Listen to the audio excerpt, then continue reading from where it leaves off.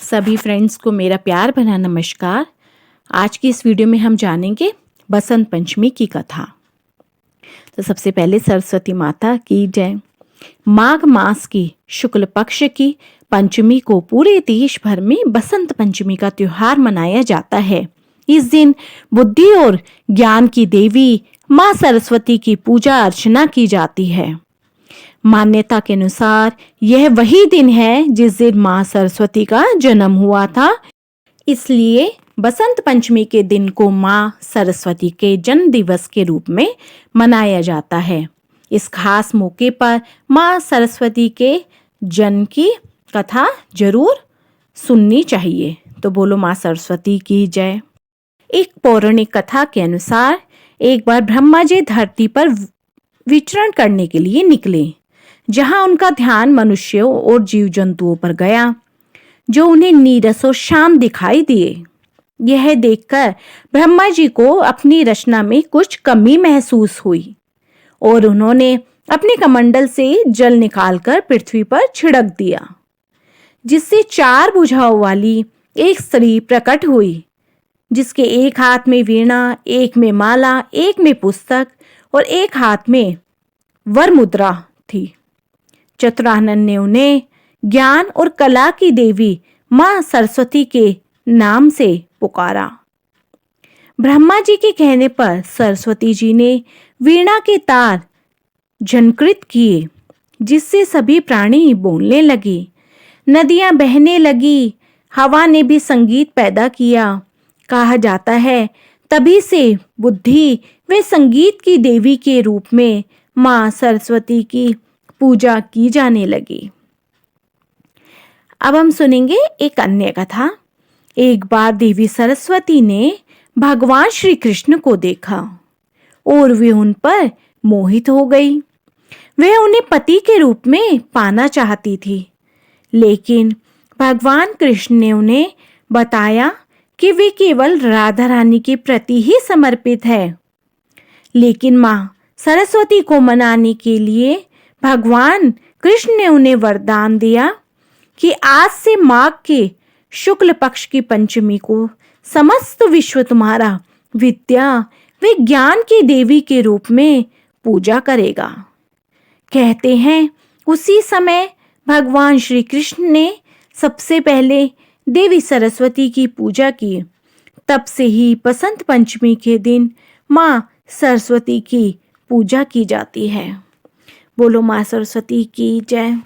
जानेंगे बसंत पंचमी से जुड़ी एक और कथा, जो कि त्रेता युग से जुड़ी हुई है।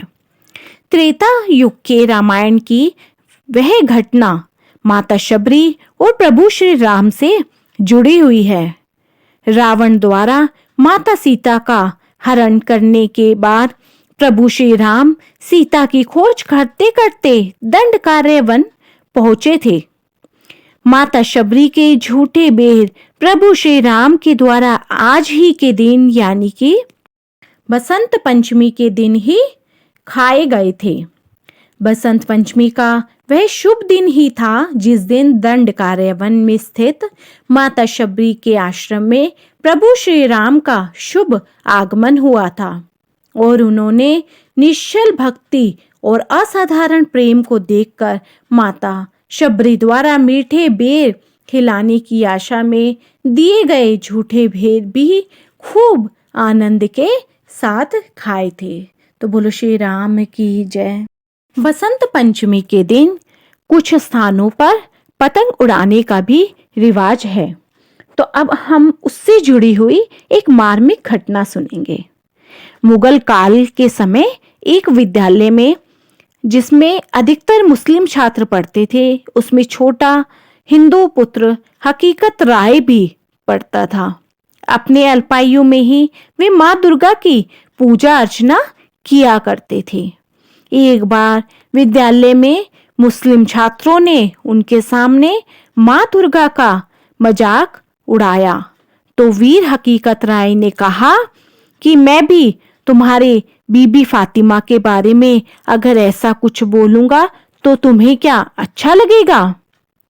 बस इतनी सी बात पर उसको बढ़ा चढ़ा के मुस्लिम बच्चों ने इसकी शिकायत उस विद्यालय के मौलवी के पास कर दी।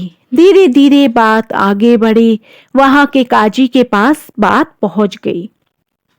काजी ने अब आदेश दिया कि या तो हकीकत राय अपना धर्म बदलकर इस्लाम कबूल करे, नहीं तो उसका सर काट दिया जाएगा। वीर हकीकत राय को इस्लाम कभी भी मंजूर नहीं था।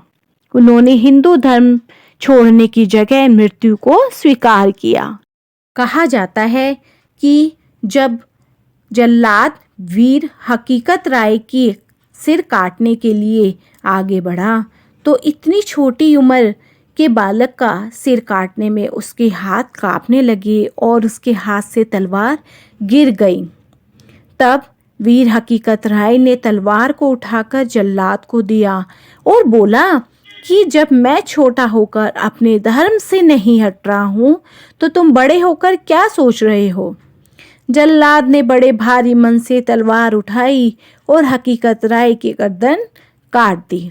वीर हकीकत राय का जो सिर था वो आकाश मार्ग से होता हुआ सीधा स्वर्गलोक में पहुंच गया, वह पृथ्वी पर नहीं गिरा।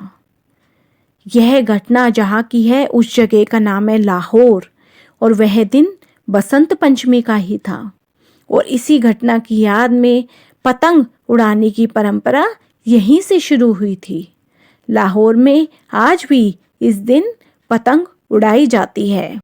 बसंत पंचमी के दिन माँ सरस्वती की पूजा अर्चना पीले रंग के फूलों से की जाती है। पीले रंग के उनको वस्त्र अर्पित किए जाते हैं और पीले रंग का ही उन्हें भोग लगाया जाता है।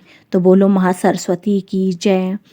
तो फ्रेंड्स, आपको मेरी वीडियो पसंद आई हो तो मेरी वीडियो को ज़्यादा से ज़्यादा लाइक, शेयर एंड सब्सक्राइब कीजिए और नोटिफिकेशन के लिए बेल आइकन अवश्य दबा दीजिए और कमेंट में जय सरस्वती माता अवश्य लिखिए।